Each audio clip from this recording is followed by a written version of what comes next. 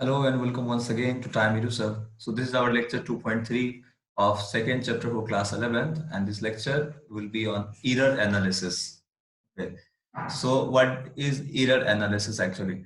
Suppose you measure the oscillation of time period of a pendulum. Suppose हमारे पास एक pendulum है और इस pendulum का हमें time period measure करना है और time period को हम measure करेंगे एक stop watch से। इस मेजरमेंट को हमें करना है ट्रायल 5 बार ट्रायल करने का है। Okay, suppose first second third चार 4 एंड 5। सो इसे हमने क्या किया है, इसका मेजरमेंट 5 दफा लिया। ओके, सो पहली बार जब मेजरमेंट लिया गया टाइम पीरियड का इस पेंडुलम का, तो वो मिला हमें 3.9 second, and in the second it was 3.5, third 3.6, fourth 3.7, and in fifth trial it was 3.5 second. तो क्या हुआ कि हमने 5 मेजरमेंट किया और 5 मेजरमेंट में अब देखेंगे कि बस दूसरा और 5वां मेजरमेंट हमारा सेम है, बाकी पहला तीसरा पांचवा सब अलग अलग है। तो इसका मतलब ये हुआ कि हमने जो मेजरमेंट लिया है सब मेजरमेंट एक जैसा नहीं है।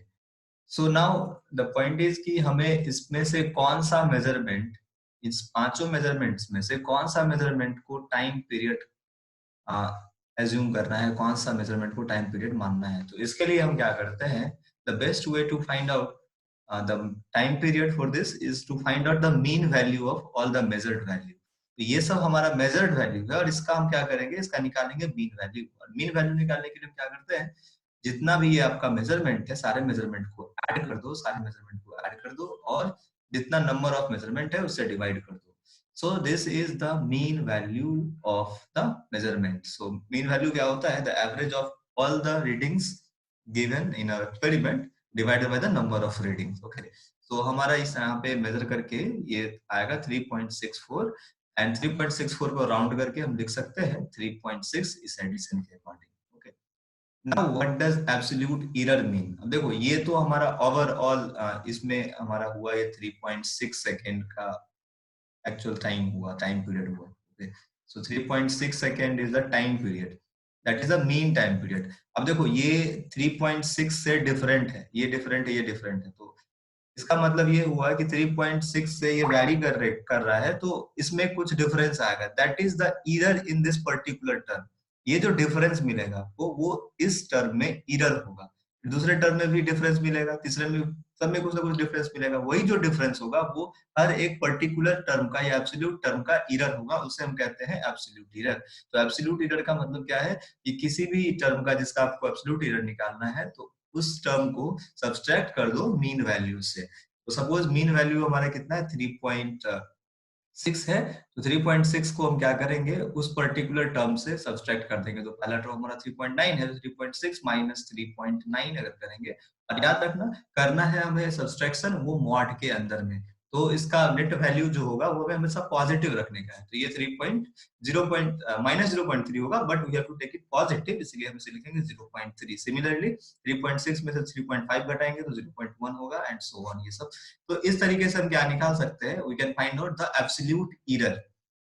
नाउ अब मीन एब्सोल्यूट एरर का बात करते हैं। जिस तरीके से हमने मीन वैल्यू निकाला था, उसी तरीके से हम सारे एब्सोल्यूट एरर्स का मीन निकालेंगे। ये सारे एब्सोल्यूट एरर्स का मीन निकालेंगे, सारे को जोड़ के 5 से डिवाइड कर देंगे। तो सारे एब्सोल्यूट एरर्स को हमने जोड़ दिया है, 5 से डिवाइड कर दिया, तो ये जो हमारा वैल्यू आया है, this is the mean absolute error. इसका मतलब ये है कि जो वैल्यू आपने मीन ढूंढा, ये हमारा मीन वैल्यू था, तो इसमें इतना एरर होगा टोटल वैल्यू में ये, क्योंकि ये टोटल मीन वैल्यू है और ये हमारा क्या है, ये हमारा मीन एब्सोल्यूट एरर है, क्योंकि टोटल एरर में ये हमारा मीन एरर है।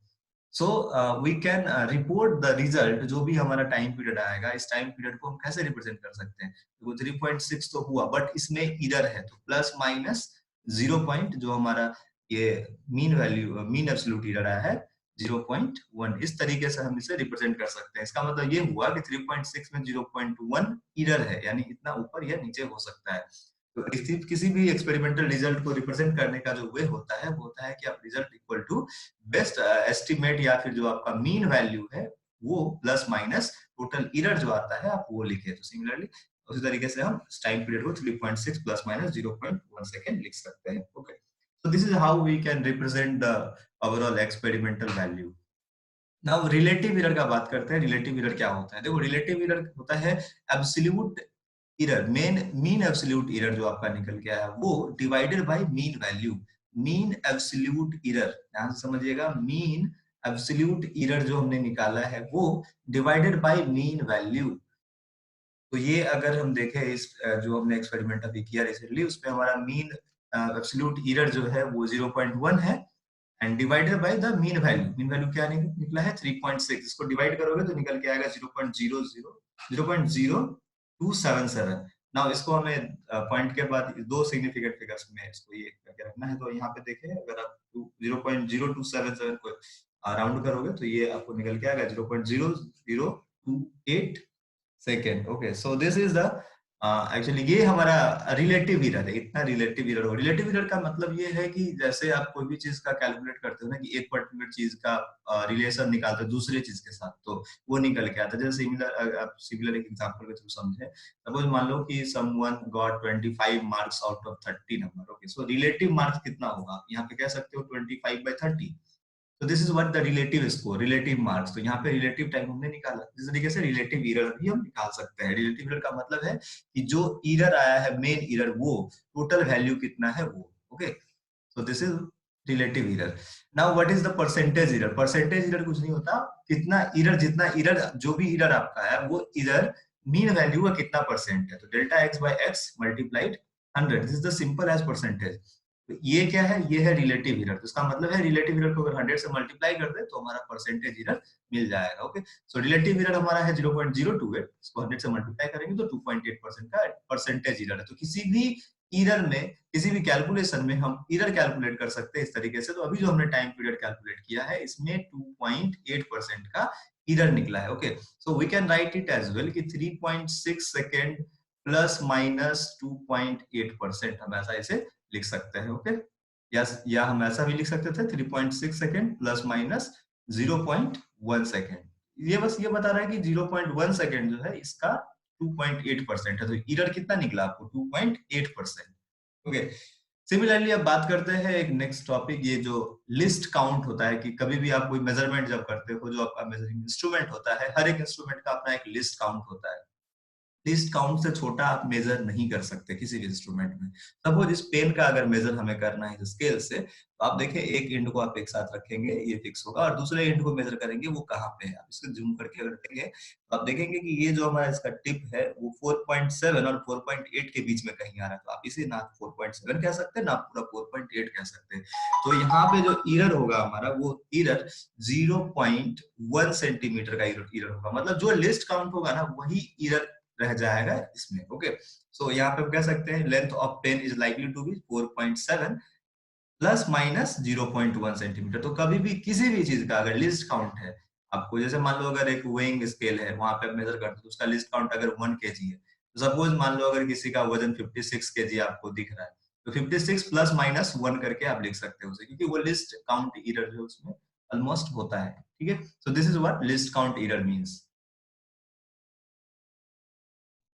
तो हम बात करेंगे कॉम्बिनेशन ऑफ एरर्स के बारे में।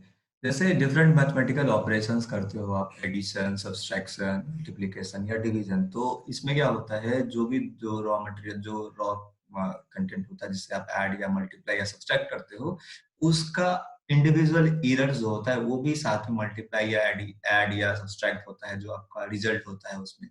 तो जो भी कंबाइंड डाटा होगा आपका, रिजल्टेंट डाटा होगा, या तो एडिशन का या सब्सट्रैक्शन का या डिवीजन का, तो उसका भी कुछ अपना एरर होगा। सो यहाँ पे हमारा टारगेट ये होगा कि हम फाइंड आउट करें, अगर मान लो कि ए और बी दो सपोज डाटा है किसी भी चीज का, और इसे हम ऐड कर रहे हैं, और ऐड करके एक नया डाटा अगर हम जेड या एक्स कुछ निकाल रहे हैं, तो इसके कॉम्बिनेशन में कितना एरर मिलेगा, वो हमारा मुद्दा है फाइंड करना। तो अगर ए में एरर मान लो डेल्टा ए होता है, बी में एरर डेल्टा बी होता है। ओके, सो इस तरीके से हम देखेंगे कि नेट एरर जो होगा वो हमारा कॉम्बिनेशन में, अगर हम इसे कहें प्लस माइनस डेल्टा जेड है, तो ये डेल्टा जेड कितना होगा, इसे हमें समझना है अच्छे से। Okay, so let us, so combination of error में हम सबसे पहले एडिशन देखेंगे। ओके, सबसे पहले हम देखेंगे एडिशन में कैसे एरर को काउंट करते हैं। ओके, तो मान लो अगर एक डाटा हमारा ए है, तो ए में कुछ एरर होगा, सपोज कहते हैं डेल्टा ए।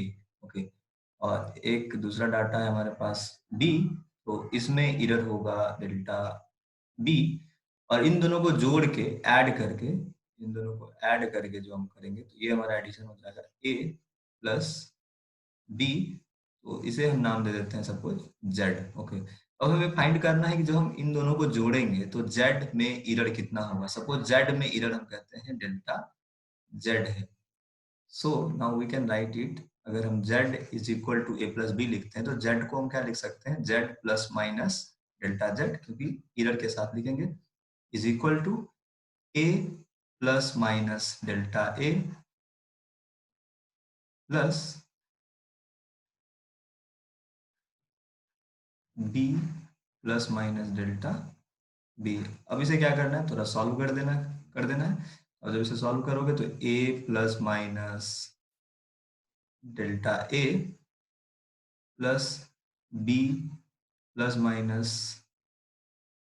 Delta b। ओके, तो ये हो जाएगा हमारा a प्लस बी प्लस, यहाँ ये plus plus minus delta, plus minus delta a plus minus delta b. तो क्लियर है कि ये जो हमारा डेल्टा जेड है यहाँ से, तो delta z must equal to this term, क्योंकि जेड ए प्लस बी होगा तो delta z is equal to हो जाएगा, delta z is equal to plus minus delta a plus minus delta b. तो इस कॉम्बिनेशन में आप देखेंगे कि यहाँ पे हमारा 4 रिजल्ट मिल सकता है, क्योंकि एक बार प्लस लोगे फिर इसका एक बार प्लस लोगे माइनस प्लस ऐसा करके, तो 4 रिजल्ट हम देखते हैं, 4 रिजल्ट कौन कौन सा आ सकता है। इसमें रिजल्ट आ सकता है आपको plus delta a plus delta b, दूसरा plus delta a minus delta b, तीसरा minus delta a plus delta b, and चौथा minus delta a minus delta b. तो इन चारों टर्म में आप देखेंगे जो सबसे ज्यादा होगा, जिसका वैल्यू सबसे मैक्सिमम होगा, उसी एरर को हम काउंट करेंगे, क्योंकि जो सबसे मैक्सिमम, क्योंकि ये चारों एरर पॉसिबल है, तो एरर में हमेशा जो मैक्सिमम एरर होगा वो हम सेलेक्ट करेंगे। Okay, so this is the maximum in all four. So delta z is equal to, you can write del plus minus, sorry, plus delta a plus delta b plus delta b, या सीधा आप इसे लिख सकते हैं delta a plus delta b. So this is delta z. तो ये जो डेल्टा जेड हमारा निकला वो निकला delta a plus. So this is the error in combination. ये क्या है हमारा, error in combination, error in combination, combination. Okay, तो इसका मतलब ये है कि जब हम ऐड करते हैं किसी भी दो नंबर को, जब दो नंबर को ऐड करते हैं तो उसका इंडिविजुअल एरर्स को ऐड करेंगे तो टोटल वैल्यू का जो एब्सोल्यूट मीन एरर होगा वो हमारा निकल जाएगा। मतलब individual sum of individual error, sum of individual error, visual error is equal to total error. Okay, तो ये हुआ एडिशन में हमने एरर निकाला। Now will see combination of error in subtraction. मान लेते हैं फिर से हमारे पास ए एक डाटा है, a plus minus delta a, और दूसरा है b plus minus delta b. देखो इसमें कंफ्यूज नहीं करना, ए प्लस बी अगर हम सब जेड इज इक्वल टू लिखते हैं ना, ए प्लस बी। ओके, तो ए में तो अपना कुछ एरर होता है ना, तो ए को हम लिखते हैं ए प्लस डेल्टा ए, बी में कुछ एरर होता है तो बी को लिखते हैं बी प्लस डेल्टा है। लेकिन यहाँ पे हमें सब्सट्रैक्ट करना है, तो here it will be minus a minus b अगर हमें करना है, और जेड निकल गया तो जेड में भी कुछ एरर होगा, ये जो कंबाइन एरर आएगा तो इसमें भी कुछ एरर आएगा, तो हम लिख सकते हैं z plus minus delta z. A is written a plus minus delta a minus b plus minus delta b. अब इसे आप थोड़ा सॉल्व करेंगे तो ये निकल के आएगा ए plus minus delta a minus B. देखो माइनस प्लस माइनस, ऊपर वाला प्लस माइनस हो जाएगा और नीचे वाला माइनस प्लस हो जाएगा, सो माइनस डेल्टा बी। तो नेक्स्ट स्टेप में हम लिख सकते हैं इसे a minus b plus minus delta a minus plus delta b. So this term is delta z. चलिए जेड प्लस डेल्टा जेड लिखते जगह z plus minus delta z. Clearly delta z is equal to this, तो delta z is equal to plus minus delta a minus plus delta b. अब यहाँ ध्यान से समझो, अब इसमें भी चार कॉम्बिनेशन मिलेगा आपको, इसका भी चार कॉम्बिनेशन मिलेगा, तो चारों कॉम्बिनेशन देख लेते हैं। पहला आप लिख सकते हो इसे delta a minus delta b, दूसरा लिख सकते हो इसे प्लस डेल्टा ए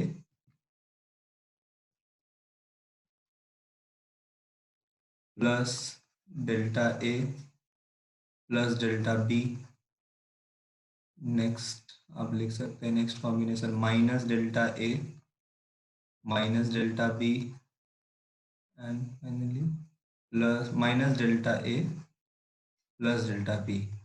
नाउ इन चारों में, अगेन इन चारों में आप देखेंगे जो मैक्सिमम होगा वो मैक्सिमम एरर भी ये देगा, delta a plus delta b. So जो हमारा combination of error in subtraction आएगा delta z is equal to delta a plus delta b. तो एडिशन हो या सब्सट्रैक्शन हो, एडिशन हो या सब्सट्रैक्शन हो, it is either addition addition और subtraction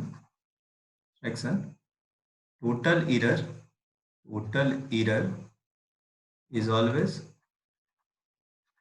equal to sum of individual errors, sum of individual visual errors. Okay, so this is the combination of error in subtraction and addition. तो addition subtraction में क्या होगा कि total error जो मिलेगा आपको वो individual error के sum के बराबर होगा. Okay, suppose let us see an example to understand the combination of error more better way.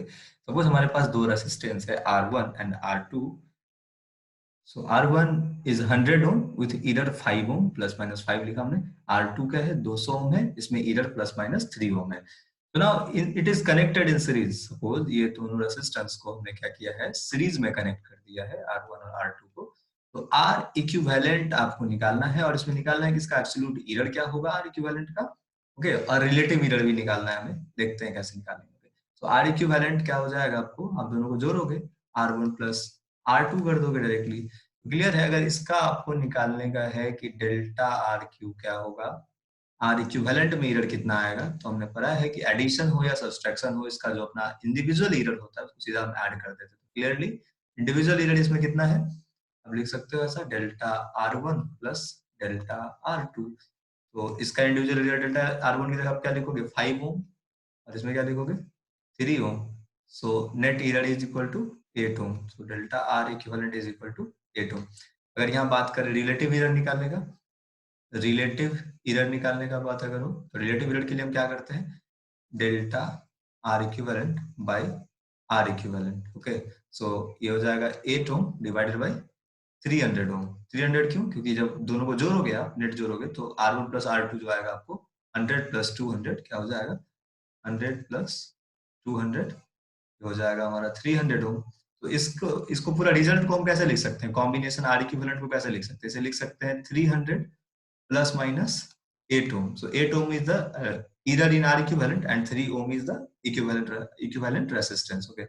So 8 ohm by 300 ohm is relative error. अगर percentage error आपको निकालना हो तो percentage error के लिए क्या करेंगे, इसको सीधा 100 से divide कर देंगे. So 8 by 3% is the percentage error. Okay. So this can be written as well 300 plus minus 8 by 3%. Okay, so this is the R equivalent. अब हम लोग इसके बाद देखेंगे मल्टीप्लिकेशन और डिवीजन में कैसे ये जो एरर है वो काउंट होता है. Now we will see error in product and division. So let us take a product as z is equal to a multiply with b. और z में जो एरर होगा, z को क्या लिख सकते हैं, z plus minus delta z, and a can be written as a plus minus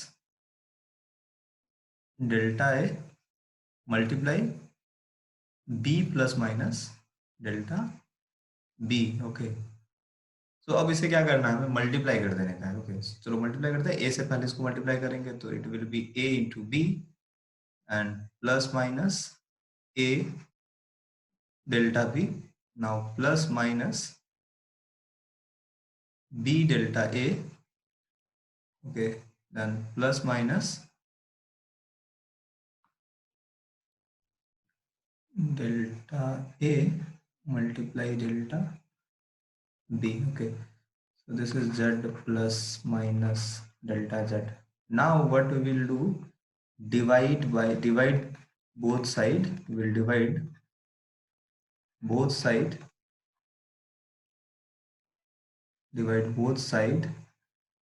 by ab. Okay,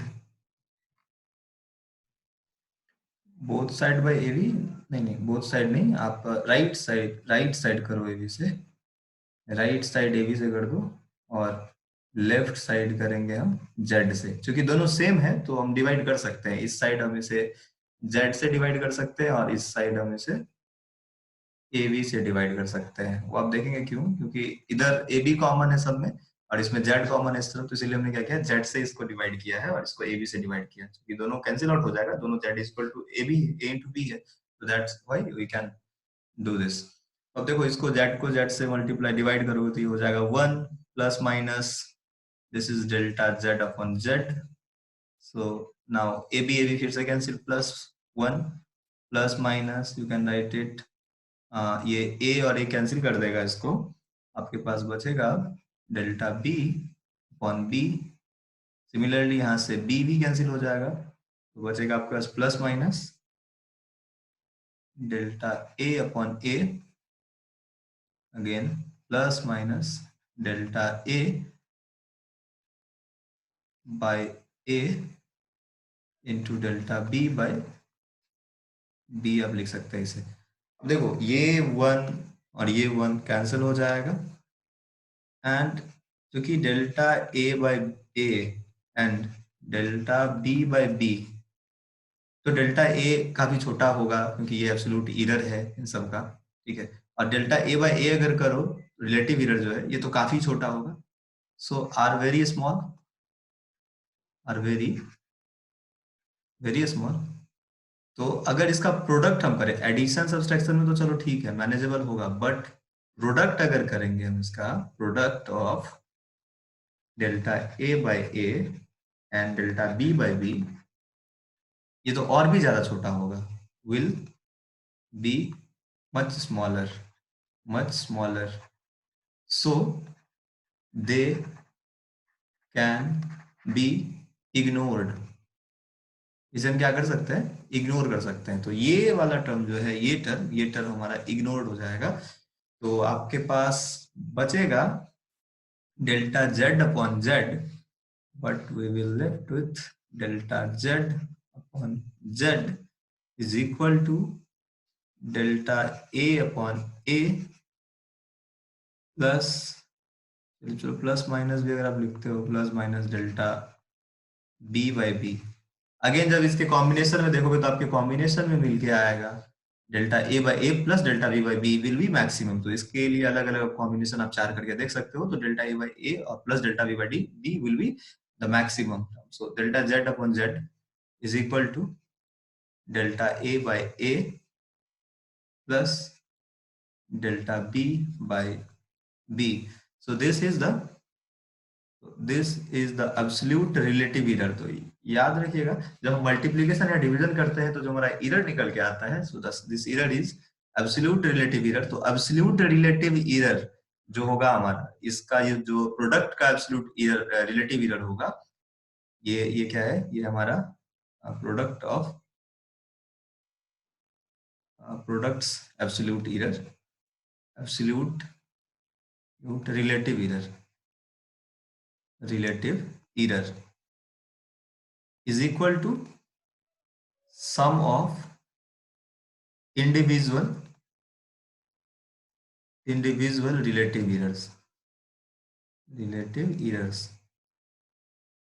okay, तो यहाँ पे क्लियरली समझ में आ रहा है कि अगर आप प्रोडक्ट कर रहे हो किसी भी दो चीज को, दो डाटा को, तो उन दोनों का जो रिलेटिव एरर्स होगा ना, उसका जो सम होगा वो एक्चुअल टोटल प्रोडक्ट का जो रिलेटिव एरर होगा उसके इक्वल होगा. Okay, so this is similarly you can find it as in division also. तो डिवीजन में भी सिमिलरली हम लोग ऐसा ही करते हैं. इन डिवीजन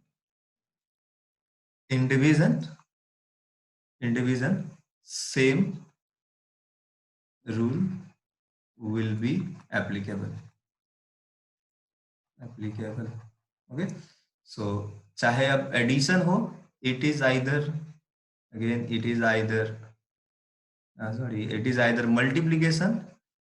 multiplication या प्रोडक्ट कहें आप, और डिवीजन टोटल रिलेटिव एरर, यानी टोटल प्रोडक्ट या डिवीजन का जो रिलेटिव एरर होगा ये is equal to sum of individual relative error. Okay, sum of individual relative error. So this is for multiplication and division. Now we will see some exponent. हम लोग देखेंगे error in exponents और power. Suppose हमने लिखा z is equal to a to the power 2. Okay, so एक simple सा example हम लेते हैं. Okay, so z is equal to, अब ऐसा भी लिख सकते हैं a multiplied with a. Okay, so that can be written as a multiplied with a. तो अगर इसमें एरर का हम बात करें तो इसे आप लिख सकते हैं z plus minus delta z, और a को तो लिख सकते हो a plus minus delta a, जो कि a का एरर होगा, into again a can be written as a plus minus delta a. अब क्लियरली देखिए, अब अगर हमें डेल्टा z निकालना है तो हमने जस्ट अभी देखा है कि जो टोटल एरर होता है प्रोडक्ट में, ये तो एक प्रोडक्ट है ना, प्रोडक्ट में या डिवीजन में, वो हम क्या करते हैं, जो उसका इंडिविजुअल एरर्स होता है, इंडिविजुअल एरर्स का relative errors, actually individual errors का relative errors of the total error, ये जो टोटल, ये इसका रिलेटिव एरर जो होगा डेल्टा जेड बाय जेड होगा, is equal to relative errors of both. So you can write it sum of individual relative errors delta a by a plus delta a by a. इसे आप लिख सकते हैं 2 into delta a by A. So this is what delta z by z. Okay. Similarly, अगर आप यहाँ पे a to the power z is equal to a to the power 3 लिखते हैं, okay, तो अगर इसका आपको रिलेटिव एरर निकालना होता डेल्टा z by z, तो आप इसे लिख सकते थे 3 into delta a by a. Okay, जी आप इसे करोगे 3 बार मल्टीप्लाई करोगे तो 3 बार डेल्टा ए मिलेगा, सारे को जोड़ना है, सारे को जोड़ोगे 3 इंटू ये हो जाएगा. तो सिमिलरली एक हम रूल यहाँ पे बना सकते हैं कि if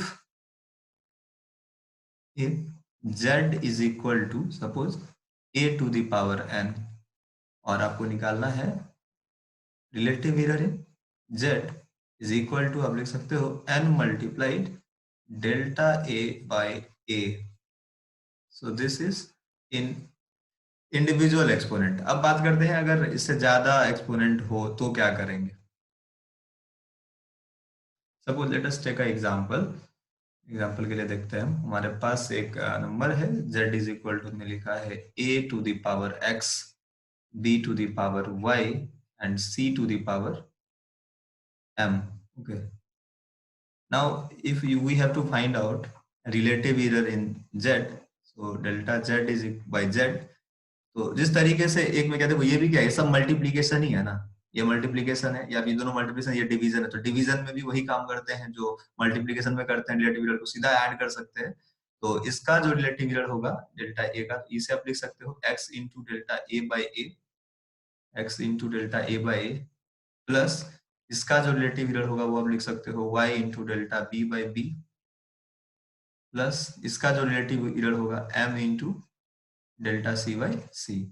So in this way you can write out the total relative error of any product or exponential product. इस तरीके से अगर कोई होता है तो आप इसका आराम से इस तरीके से रिलेटिव एरर्स फाइंड कर सकते हो।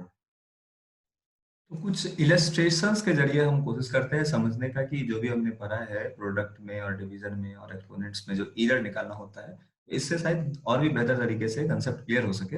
सो in an experiment to determine the density of an object, mass and volume are recorded as this now what you have to find, calculate the fractional error and percentage error. तो सबसे पहले हम data लिखते हैं, mass is equal to 3 plus minus 0.12 kg and volume is given 10 plus minus 1 meter cube. Okay, now what we have to find out, हमें percentage error निकालना है, density हमने निकालना ना, तो डेंसिटी में हमें परसेंटेज एरर निकालना हो तो so density is equal to mass upon volume. तो आप सबसे पहले आप डेंसिटी के लिए देखें, आप जब भी ये देखो, अब ये क्या है, ये डिवीजन है मास में और वॉल्यूम में, आपको इसका निकालना है रिलेटिव एरर।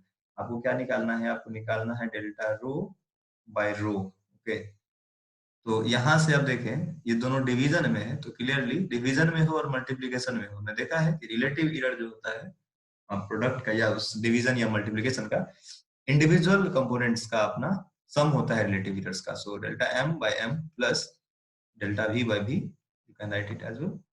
सो ये निकल के आएगा आपको delta rho by rho is equal to, delta m की जगह पे आप क्या लिख सकते हो, you can write it as 0.12 divided by 3 plus 1 divided by 10. So you can solve it at, it will be 0.14. So this is the relative error. This is the relative error. Okay, this is delta rho by rho. Now one more thing, we have to find percentage error. So percentage error is equal to relative error multiplied 100. So relative error is 0.14 multiplied with 100 is much percent. So you can get it as a 1. This is 14%. Okay, this is what 14%. So there is error in the density is relative error in density, percentage error in density is 14%. So here we have another illustration. Okay, so this is in an experiment to determine the density of a sphere. The percentage error in the measurement of mass is 0.26% and percentage error in measurement of radius is 0.38%. What will be the percentage error in the determinants of density? Okay, so again for the density, what is given? Mass is given. Okay, so relative error in percentage error in mass is given. So how can you write percentage error in mass? So relative error in mass multiplied 100 is equal to percentage error. So this is 0.26%. Okay, and it is given relative error in क्या दिया है, relative error in measurement of radius. तो अगर radius r है तो delta r bye r हो जाएगा relative error radius का, और मल्टीप्लाई कर दीजिए 100 से तो ये निकलेगा relative percentage error in measurement of radius. So this is given 0.38%. Okay, now को निकालना है डेंसिटी में percentage error. So density can be written as mass by volume, but volume is not given, but volume can be find out. Sphere है ना, sphere का volume निकाल सकते हैं। स्फीयर का वॉल्यूम क्या होता है, 4/3 पाई are cube. So 4/3 pi r cube. So now we have exponents as well, and in division 2, so now we can write delta rho by rho. This is the relative error in density is equal to, you can write it delta m by m plus 4/3 and pi will be ignored. So you can write it as relative error in radius as 3 delta R by R, because R का cube है। हमने देखा है ये किसी का exponents वाले term में अगर उसका रिलेटिव रेट निकालना होता है तो एक्सपोनेंट से मल्टीप्लाई कर देते हैं उसके रिलेटिव रेट को, तो क्लियरली निकल जाएगा। देखो डेल्टा एम बाई एम आपको मालूम है, अगर दोनों साइड हम 100 से मल्टीप्लाई कर दे तो आपका सीधा परसेंटेज इरर ही निकलेगा, तो आप परसेंटेज इरर यहाँ पे लिख सकते हैं। You can write it as 0.26% plus 3 into 0.38%, और इसका जो सम होगा ये आपका निकल जाएगा परसेंटेज इरर इन, क्योंकि इस साइड भी 100 से मल्टीप्लाई कर सकते थे तो सीधा हम परसेंटेज इरर इन डेल्टा रो निकाल सकते हैं, इसका परसेंटेज इरर ये हो जाएगा इन दोनों का सम। इसे सॉल्व करेंगे तो आएगा ये 1.40%। सो this is percentage error in the determination of density. Okay, so this will be the last illustration.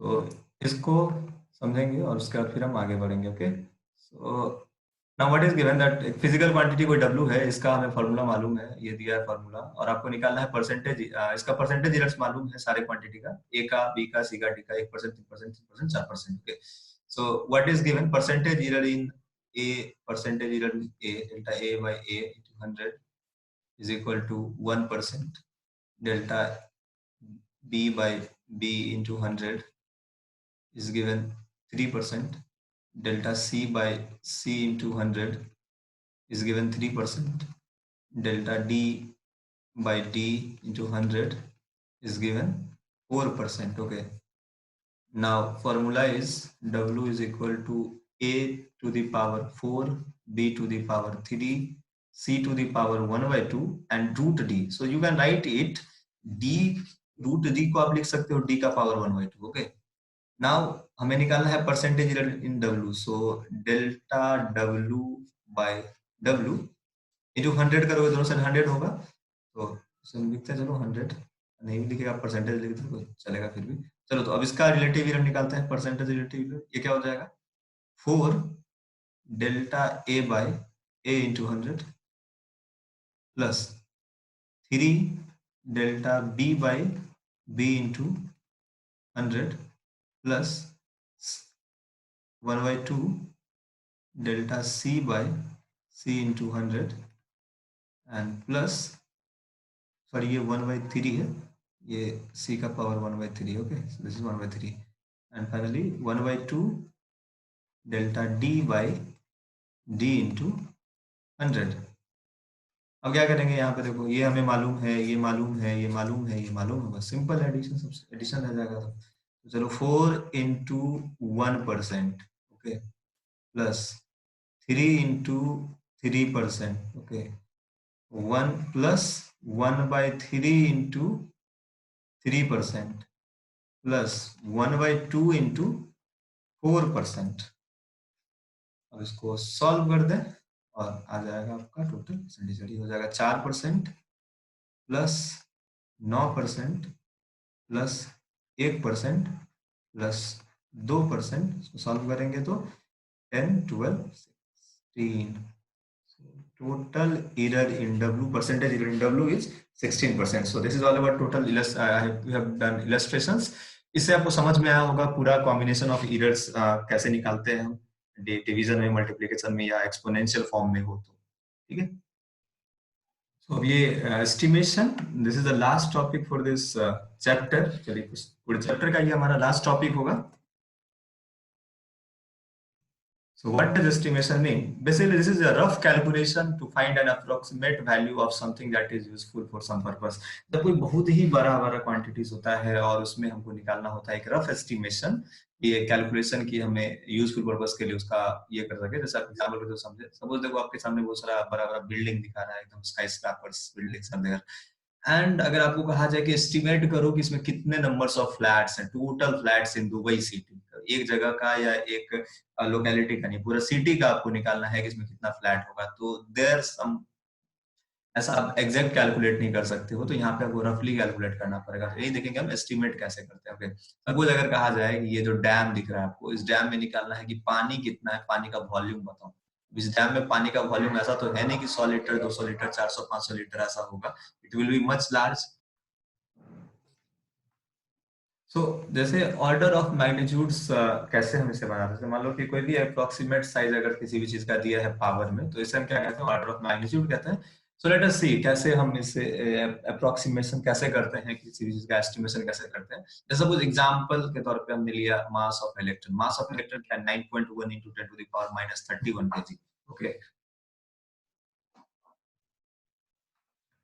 And ये जो 9.1 है, अब देखो यहाँ पे दो रूल है। एक रूल ये है कि जो भी कॉफिशिएंट आप लिख रहे हो, ये जो पावर है, ये जो हमारा एक्सपोनेंट, इसके साथ जो कॉफिशिएंट होता है, जैसे यहाँ पे 9.8 9.1 कॉफिशिएंट है, अगर ये कॉफिशिएंट 5 से बड़ा होगा, याद रखो क्या हो, अगर कॉफिशिएंट इफ अगर ये आपको इसको राउंड करेंगे, अगर 5 से छोटा होगा तो 1 में राउंड कर देंगे, अगर 5 से बड़ा होगा तो इसे हम 10 में राउंड करेंगे। ओके, सपोज यहाँ आप देखो 5 से बड़ा है, तो इसे आप क्या करोगे, सीधा 10 में राउंड कर दोगे। 9.1 can be written as 10 10 into 10 to the minus 31 kg।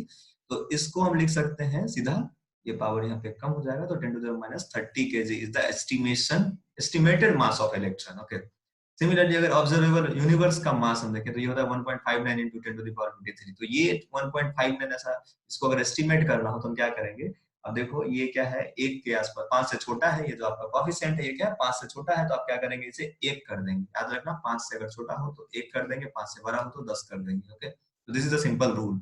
So this can be written as 1 into 10 to the power 53।